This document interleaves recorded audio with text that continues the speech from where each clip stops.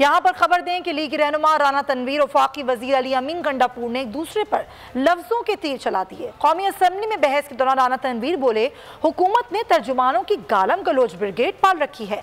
अली अमीन आए तो मकबूजा कश्मीर गया और अब आज़ाद कश्मीर भी खतरे में है। वफाकी वजीर ने जवाब दिया कि तुम मुझे जानते नहीं। राना तनवीर बोले, तुम शहद की बोतल वाले हो। आप चेयर को एड्रेस करें। राणा साहब, राणा साहब आप चेयर एड्रेस करें। चेयर एड्रेस करें। राणा एड्रेस, बड़ा जानना तू शायद ये बोतल address the chair please. Address the chair please. Ali Amin, क्या ये पकौड़े आप तशरीफ रखें। अली आप प्लीज तशरीफ रखें। प्लीज तशरीफ रखें। जी, एड्रेस द चेयर। राणा साहब address the chair please. Address the chair please. Address the chair please. ये इसको मैंने इसको समझा दिया। Please address the chair.